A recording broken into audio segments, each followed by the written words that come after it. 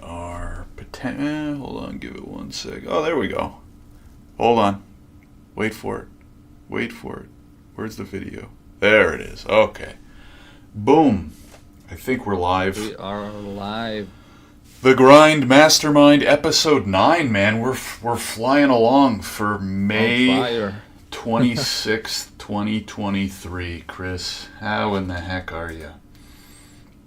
I'm great, man. I'm just being busy with a lot of client work and trying to manage my own content stuff on the side, especially the YouTube stuff. So yeah, I've been dipping my toes more into that. We can talk about it, more into AI. So lots of cool things happening.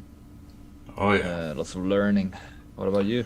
And I think we had an extra week off because I was in Mexico for a destination wedding, family member destination wedding last weekend. So we have an extra week to catch up on. What is a destination wedding? Is it a fancy term to call like a party where you go? It's like a wedding, like where you have to go travel, you know? So like we all live in Canada, but they had a destination wedding in Mexico. Interesting. You know? So nice.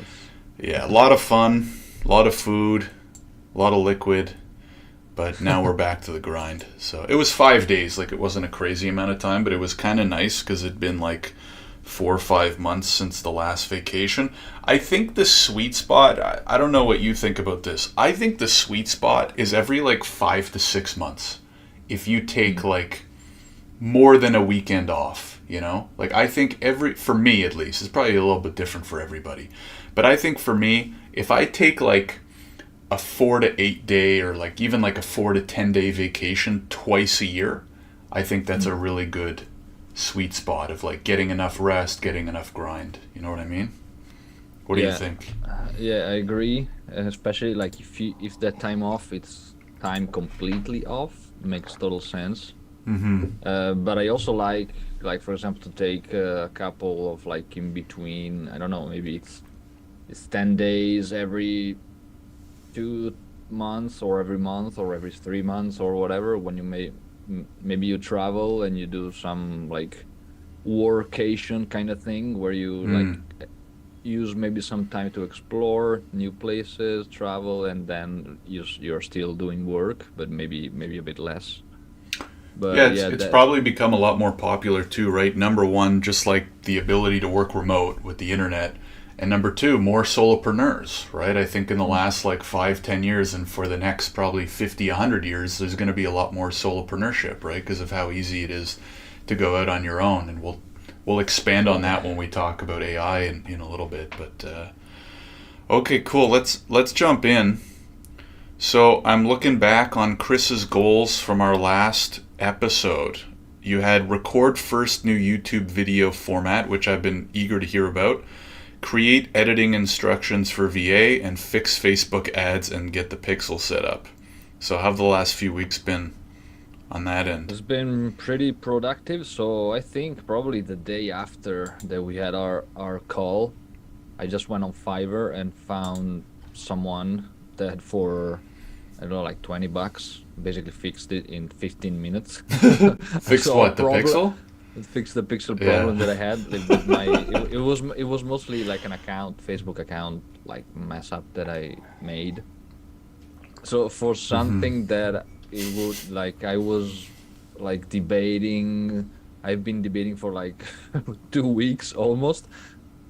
I just needed to like make a decision and find someone who actually knows their stuff and jump on. And it was actually pretty cool because the guy, he basically gave me, we basically jumped on a Zoom call, right? And he took, with Zoom, the other person can take control of your computer. So he basically did everything himself. Yeah, I didn't know that. That's creepy. You can allow it to take control of your computer. So you do a share screen and then they can control the mouse?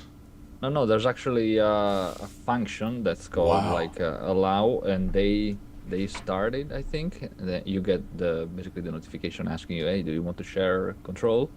And yeah, they can basically move your mouse and do whatever on your computer. And yeah, so in 15 minutes basically solved it. And it was just basically I canceled one of my ad manager accounts.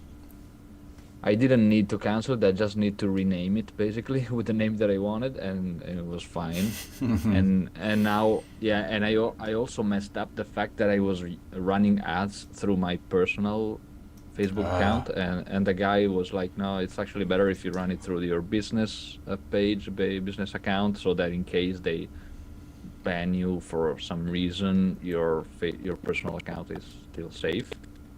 And Right. that's what happened. I think ads are one of those things where you can do it yourself, but if you spend like an extra few bucks and just pay a professional to set them up, then it'll probably be like a, you know, Yeah. a really good long run benefit, right? You pay a little bit up front, get everything set up well, get a little bit of, advice, and then you can kind of take over from there, or just work with the person onwards if you like them. But okay, so that's good. So that's Yeah, all fixed. and So ads and Pixel are all ready to yeah, go. Did you yeah, run more and ads since then? yeah. So I've been testing more for the ebook. The ebook idea is set aside because I haven't seen a lot of interest, and probably it's a bit harder in terms of like targeting. So I still need to think about that if I want to do that some more. But so what I've done was directing the Facebook ads towards the newsletter. So now I'm basically running ads to the newsletter landing page, Mm-hmm. and it's been going pretty well. I've been testing £20, so like $23, $24 a day, and then half that, so like £10 a day, and I've been getting like 1 or 2 subscribers a day for the past 2-3 weeks. So it's been going pretty well. I've So that's also what, been a trying $10 a sub. What do you mean, uh, 10 or 20 pounds a day, or you're like going back and forth? £20 a day. Yeah. Okay, so you're paying Or like $20, 20 pounds per sub. Yeah. I've actually now that I reduced it to 10, because when I was doing the 20, I was also testing a lot of different variants, so for copywriters and business owners, and I was also testing 2 separate landing pages or landing page variants. I was A/B testing, so I think that kind of was too much, and it wasn't super targeted, so it wasn't super optimized. Then Mm-hmm. I cut everything to the simplest things, and it got better. So for now, I'm basically getting the same results for half the budget now, for like £10. Right. Yeah, that's what you want to keep Um, doing. I think for free email subs, you want to get to like sub $5 a mm. subscriber. So just like keep testing different visuals and stuff. And then But what's there's a secret that I have to tell you about. oh boy, what's the what are you pitching them for the free sign up? You also Mhm. get the Fabled Alchemist Journal Collection. Okay. Like, why don't you... Here, I think if people go back to previous episodes, this was my advice. Why don't you just take, like, the first quarter of your ebook and make that your newsletter giveaway, right? Like, basically take a whole... But you could take a whole bunch of the copy from that landing page, and that could be Mhm. part of your pitch to join the email list, right? You already have Get the But Fabled Alchemist Journal. mhm. So I don't know. Maybe you like combine them or something like that, or maybe you split test the Alchemist Journal So versus like get the first 20% of my ebook for free for signing up. You know what I mean? you mean basically including like scarcity? So letting them think that what you're giving them like part of the book only. Well, that I just see that a lot for signing up for free newsletters. Right? Is like Mhm. get the first chapter of my ebook or get the first 30 Uh, pages of, you know what I mean? And you could just, I don't know, I've just seen it done a lot, right? You already have the content. It could mhm. be interesting to split test that against what you already have right now and see which one Mhm. converts better. And maybe add the full book on something like Gumroad to Yeah, make it like look that like there's a paid version. what I would do if I were you is I would split test that first, see what performs better, and then you upsell the full ebook to your list. Right? You see it Mm. with all these newsletters now, right? all these content creators, the Justin Welshes of the world, like all of their content is out there, their ads are out there to get you on the email list, right? They want your email. I think, and Ben Settle would agree, right? Before you even try to sell them anything, get them on your email list. Then you can sell them whatever the hell you want, right? And you have them in your grasp, quote unquote, right? Not to sound too creepy. But what I would do if I were you is split test your current offer against like, hey, get the first 3 chapters of my ebook, whatever the name is, and mention, paragraph or 2 of what the ebook is. Then when they sign up, add an upsell to the full ebook at like the bottom, right? Hey, welcome to Chris's list. You're going to get A, B, and C. By the way, if you want to grab my full ebook, blah, blah, blah, blah, blah, click here. Link to Gumroad. And then at the bottom of all your emails, you upsell the ebook, right? It can be at the footer or whatever. My only block maybe for putting the ebook, like for putting a price on the ebook, is probably just that it's mostly just a collection of past emails. So I don't know, like I don't see like the value like in people buying something that basically was just free emails collected together. What do you mean? The ebook you were just trying to sell, no? Yeah, but that's a whole different thing, and the ebook is not even live yet, so I don't have it. I thought you sent it. Created. I thought you sent it to. Didn't you send me like a 200-page ebook? Yeah, that's basically what I'm giving away when you sign up now. Oh, that's the Alchemist Journal. Yeah. I mean, which is a collection of emails. Dude, that's a friggin' long ass ebook. Like, who cares? No, charge $9 for it. Who cares? Doesn't have to be a lot of money. Charge $4.99. Charge. It's not even like you're not gonna. The goal isn't to get rich off that ebook, right? It's like a tripwire, right? It's like get them spending a few bucks, reading more of your content, building trust, and then it's more likely you can upsell them on like your paid, your higher paid services. That's how I would think about it. Yeah, could be a good experiment. Now I'm still have to understand how to control ads. It's nice though that like I see it as a kind of like a faucet you can turn on and off. I'm literally seeing that when ads are on, I'm getting like 1-2 subscribers a day. When it's off, almost nothing. Maybe nothing, except for some people maybe find me on Twitter or LinkedIn. But yeah, the other thing that I was mentioning that actually keeps me wanting to run Facebook ads, even though it's not super, like the cost per subscriber is still quite high. It's because I'm using that platform called Sparkloop. And I don't know if you noticed, like whenever you sign up for my email list, you basically get a pop-up recommending other newsletters. And people can subscribe to those newsletters. For each newsletter, I basically, for like validated subscribers, which means a subscriber needs to stay subscribed to their newsletter for a certain amount of days and other things. For each one, I basically get like a small payment. It's like a couple bucks, right? Yeah, and I looked into my dashboard, and in those previous like 1 or 2 weeks, I made like $60. So I'm basically breaking even with the ads. Oh. So that's why I'm basically continuing, like keeping on, because I know that as long as I basically kind of break even. Dude, if you're breaking even, you should be spending more. I was actually reading about. I've heard about Sparkloop. I just added it to the show notes as well. If you're listening or watching, like that's how. So I was reading about like, creating creator flywheel effects and stuff like that, right? If you can break even, you should be spending 10 times, maybe not 10 times, but you should be spending way more money. Because why not? I'm still going slow because the way Sparkloop works is you have to wait until like they validate all the subscribers. So I'm still not entirely sure. So it gives you like a projection, like a expected amount, but it might be less. So I want to see like how the next. Make sure it actually comes through. Yeah. That's cool though. That's cool. I was just reading about that. How that's how some people, they spend money on ads and or content creation.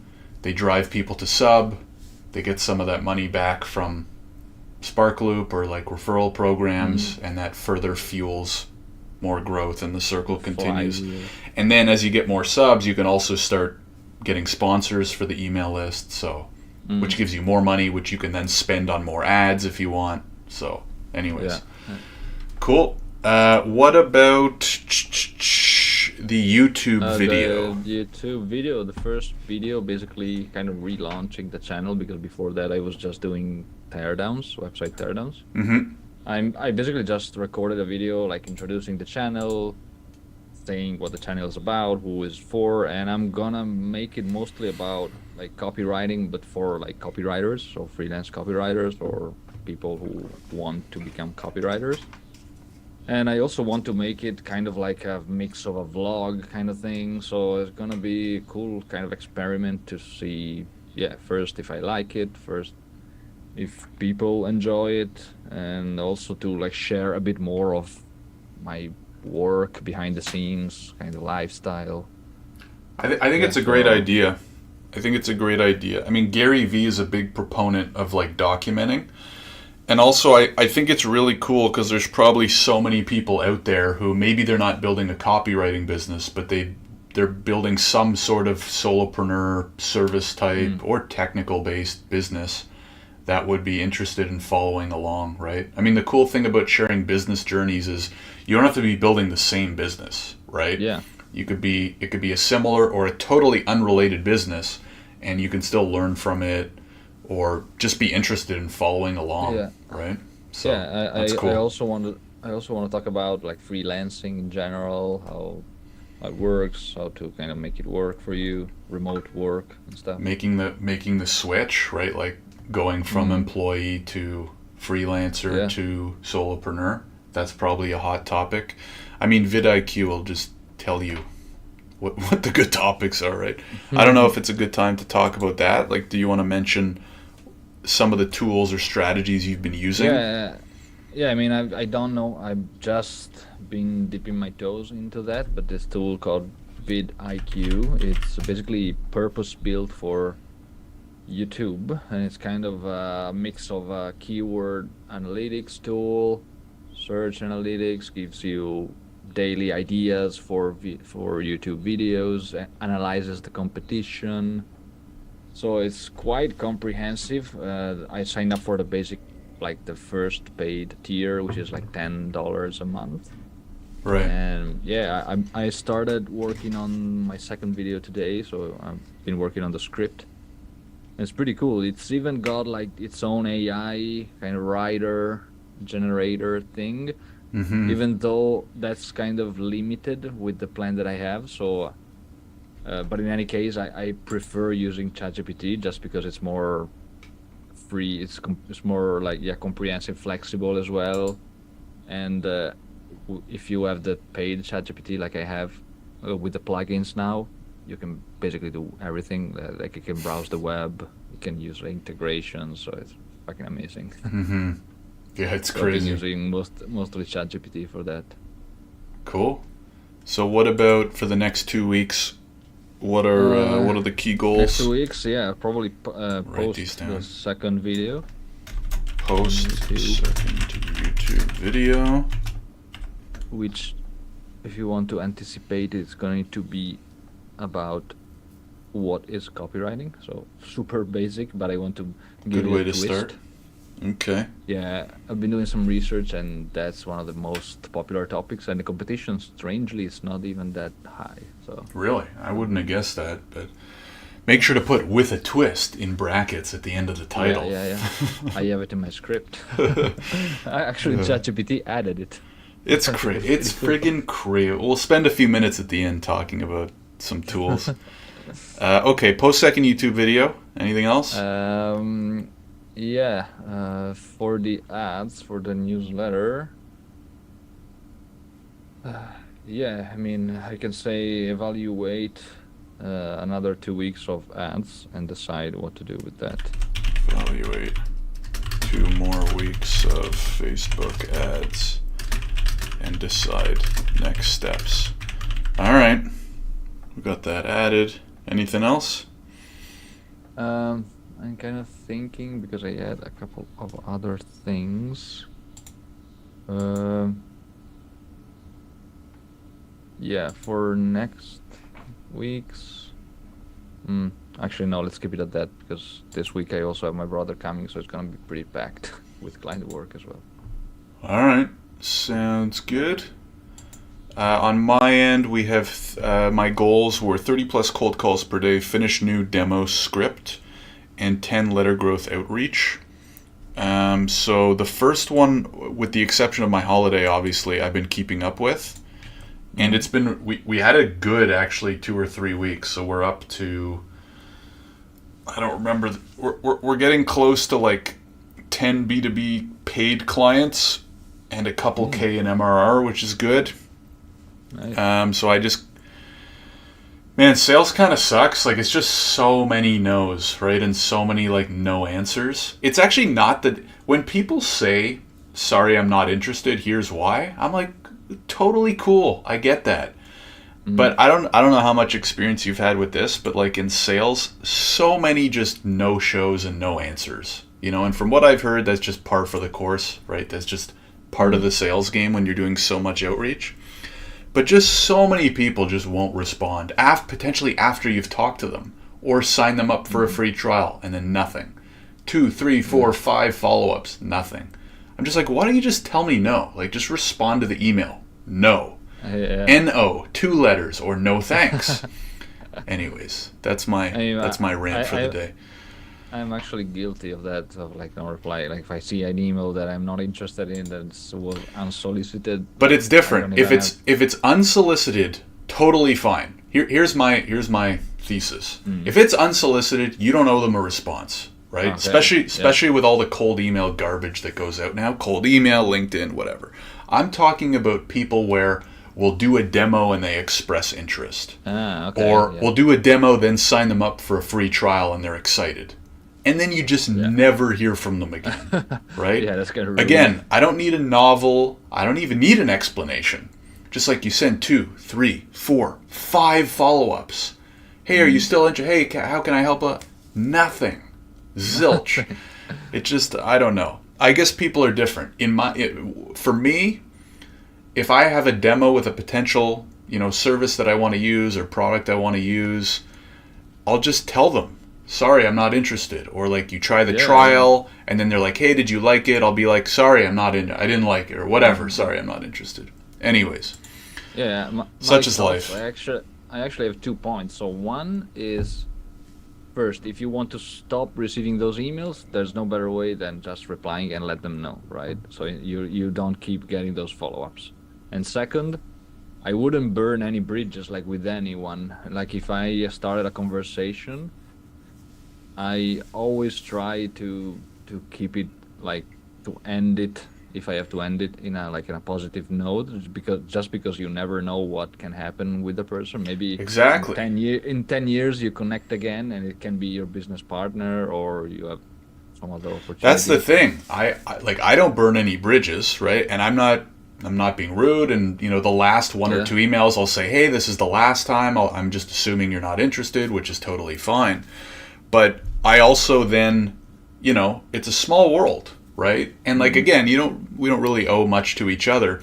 But if you do have a call or 2, a demo or 2, a trial or 2, like, I now don't really want to do business with that person, right? Because they're kind of indicating to you, hey, there's the potential that I just go rogue any day, right? Yeah. So it's not somebody, for example, I would want to partner with. It's not somebody I would want to send business to, right? Anyways, that's Josh's rant for the week. So I'm going to keep pumping out the cold calls. We also have a big event that we're going to next week with an exhibitor booth, so I'm excited to see how that goes. It could be really good for getting new clients. Finished new demo script. So I finished that. We've made a lot of tweaks to our kind of like sales process and funnel, which I think is really helping. So I'm pretty happy with that. And I haven't done 10 letter growth outreach. I've probably done 5. I'm gonna put in 5 more, but I've actually had a few reach out to me. I don't know if you've had this happen. I had like 2 or 3 people reach out to me. Ironically, I reached out to like 5 or 6, and I think 1 person answered.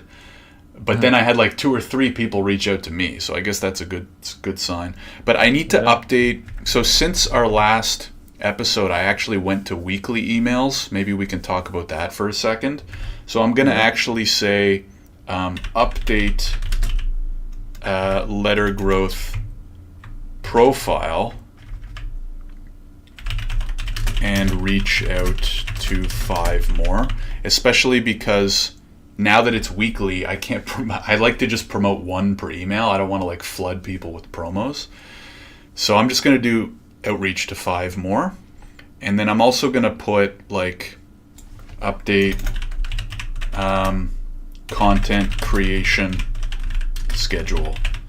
So yeah, so 30 cold calls a day, update content creation schedule, update letter growth profile, and reach out to 5 more. Basically what happened on my end was, and you and I both are big proponents of daily email, but in my case, like SG is kind of my passion project, right? We create this content, we kind of share our journeys, but I'm just spending all my time working, building Visto, my main hustle, and pumping out an email 5 times a week.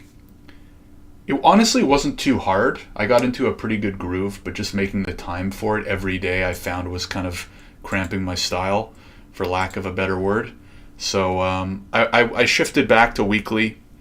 I think it's better for the time being, and we'll adjust down the road accordingly. Yeah, I read your first weekly today, was it, or yesterday? Yeah, because I was away Thursday to Tuesday, and then I didn't get to writing the email. We got back Tuesday night, so I wrote the email Wednesday. But from now on, it'll be Monday morning. I enjoyed the weekly one. This first weekly one was good. Cool. It's good to hear. So I also tried to incorporate or keep into consideration your recommendation of keeping mine shorter. So that's what I've been trying to do as well lately. Yeah, I mean, good, yeah. It's like twofold in a sense. Did I read yours today? I think I did read yours today. Today was quite long just because I used examples of ChatGPT, but that's like, it didn't really take me much time. So I thought, like, why not? I mean, it can be useful. The way I would think about it is, and this is just feedback from one person, I mostly just skim and then I read your quote of the day. That's my favorite part, is the quote of the day. But like, when you have a daily email, unless it's a news email, so for example, I read Morning Brew every morning just because I like a daily hit of the news. I don't want to read too much, right? Like, I want a quick hit, right? Like, the only daily emails now that I'm subscribed to are you and Ben Settle. But when Ben has like a sale or whatever, and he sends like, I get like 3-4 emails over 2-3 days, I don't want to read all of them, right? I'll skim most of them and that's it, right? And mostly why I'm on those lists is to get one interesting thought or piece of advice, and that's it, right? Because we're all busy, we don't have time to freaking read a novel every morning, right? And it also serves the benefit of saving you time, right? So I would cut them down like in half. Keep the quote, keep the CTAs at the bottom are good, but I think for you daily makes sense, right? Because it's in line with your main business right now. So I know sometimes it's like, for how weird it might sound, it's harder to keep it shorter because you have to have like a super clear idea of the one point that you want to make, and sometimes you start telling a story. So there's a famous what's the quote? There's a quote from like Hemingway, I think, that's like, I would have wrote you a shorter letter, but I didn't have enough time, which is a great quote. But man, just think about it like, I don't know, let me pull up your last email here. Well, maybe the last one's a bad example. Let me pull up your second last one. You know nothing, Josh, which is a great headline, by the way. That made me chuckle. I'm working on the new design. How do you approach copy? You can turn your assumptions into guideline. Oh, that one was actually pretty short. Your second last one was actually pretty good.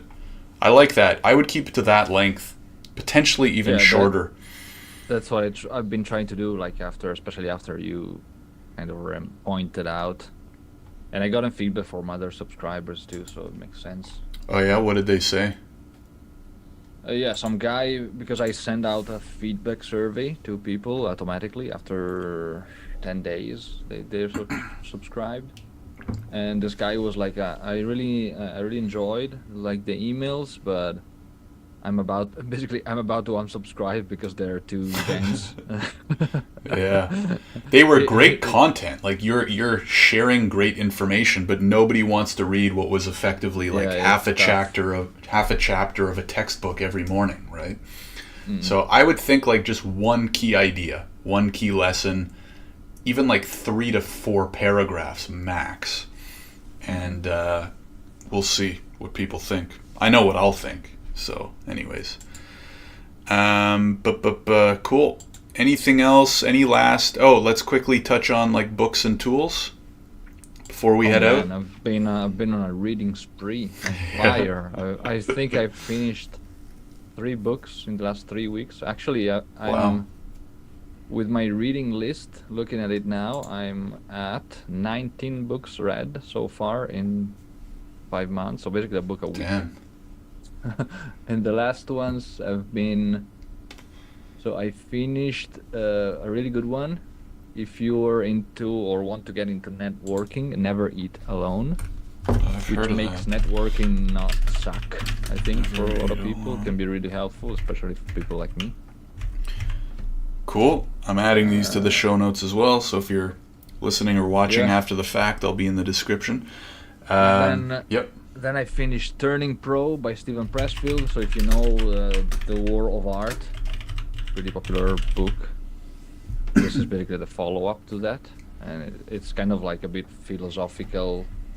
It talks about how what it means to become like a professional, like going from amateur to professional. So it's kind of like on the inspiring side a bit more.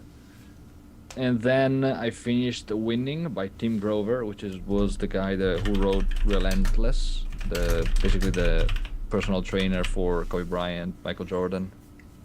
And this book is all about like what winning means.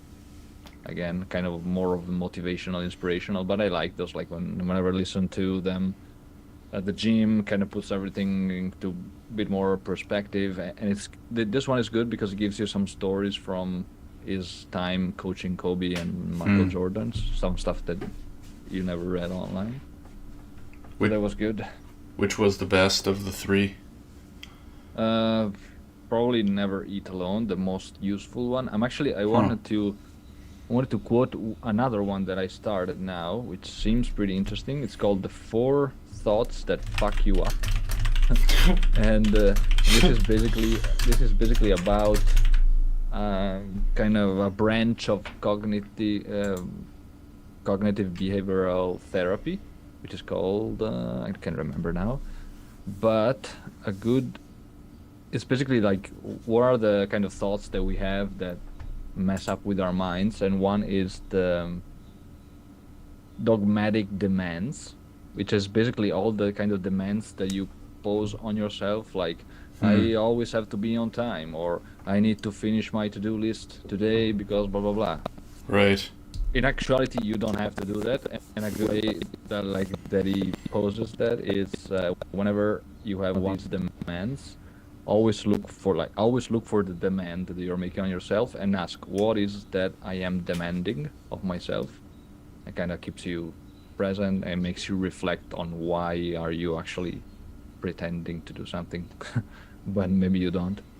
Yeah, no, it's a good thought, probably a good exercise, like an ongoing exercise or like approach to life. Cool. So maybe next episode you'll give us kind of the full rundown. I haven't been reading as much as you, Jesus Christ, but I finished. So I read Driven by Robert. I'm gonna butcher his last name, like Robert Herjavec or something. I don't know, it's something like European. Do I have it behind? Oh no, it's still on my desk. He's the guy from Shark Tank and Dragon's Den. Made a whole bunch of money in like I think security, IT, something technology. Driven by Robert. I'll have to look it up after so I don't butcher the last name. It was okay, honestly. Those are my favorite kind of books, is like the autobiographies by entrepreneurs, but I don't know. He didn't really tell much of his story. I found it was more just like key lessons. And he shared some stories, but like he didn't really talk about his journey, right? So I love the shoe dogs of the world because you get a ton of insights, but mainly it's they tell their story and then they kind of highlight the key lessons along the way.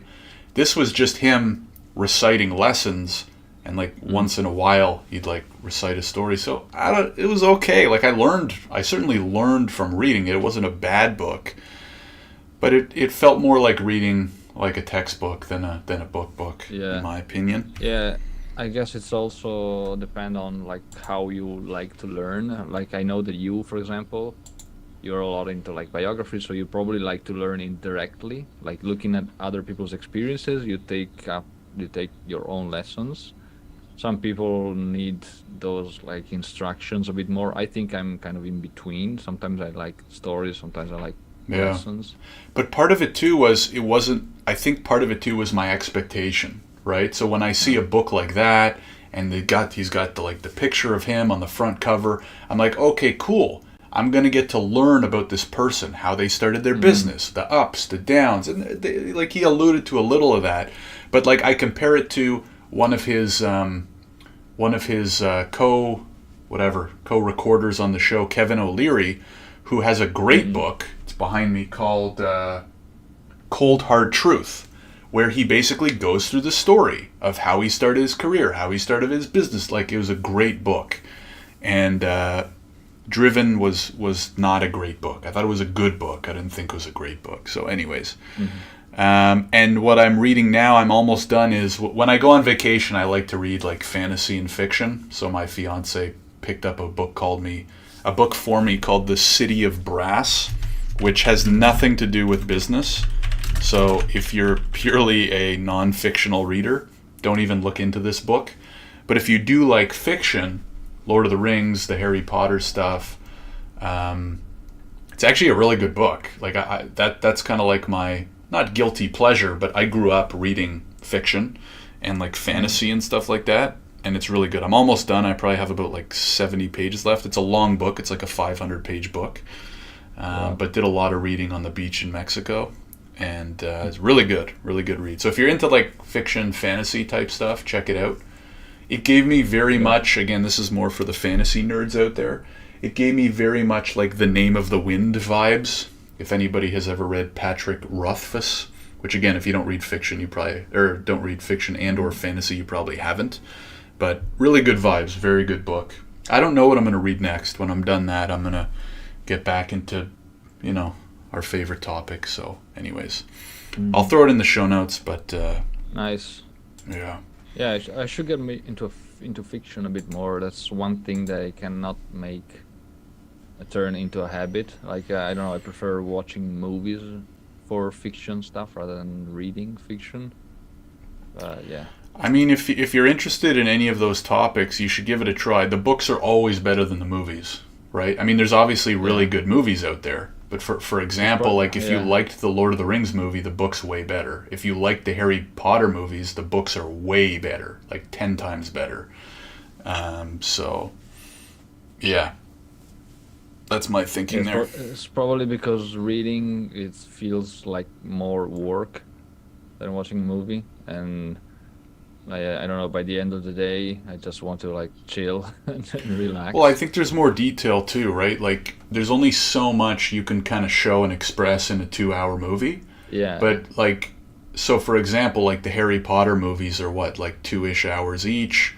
But some of the books, especially later in the series, are 500, 600, 700 pages, right? So like there's major events and characters that don't even show up in the movies.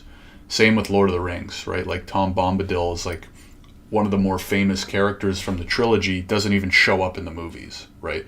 So you just get way more detail and like richness, and you know what I mean? So yeah, for sure. There's some people too, Chris, that prefer learning from fiction. So like I don't have people off the top of my head really, but they're like, I don't read business books, they're too boring, whatever. I read fiction and I learn lessons that I can apply to business from fiction. So, and I can definitely agree with that too.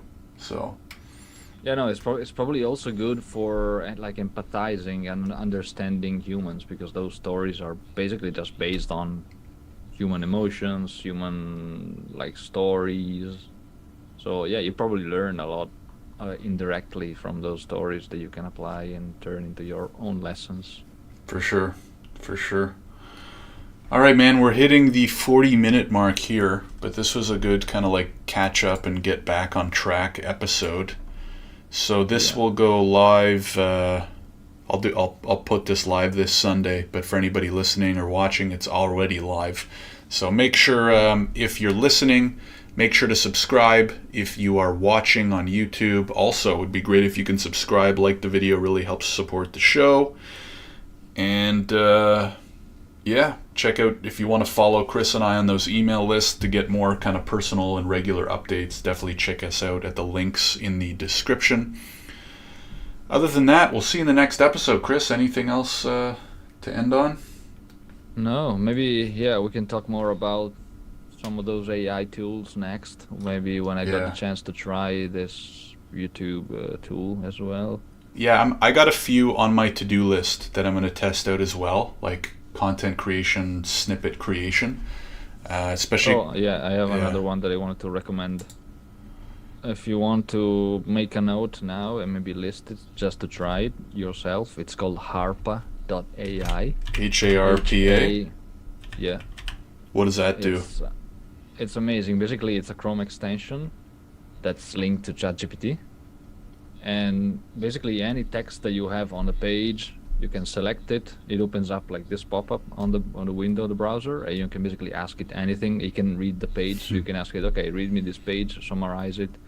It's got a lot of functions to like turn the text into like morph it, improve it, shorten it, a lot of stuff, like probably too much stuff that I still have to explore, but it's pretty cool, especially if you have like the paid version for ChatGPT. So you could also use it for like emails and stuff? Yeah, anything. Cool. All right, I added it to the show notes. Yeah, maybe in the next episode we'll talk more about, just because we had more to catch up on this episode, and next episode we'll talk more about these. I mean, every day there's these new AI tools that are changing the game, so cool. All right, well, thanks everyone for tuning in, and I will add these to the show notes, and we will see you all in the next episode. Cool. See you. See ya. Okay.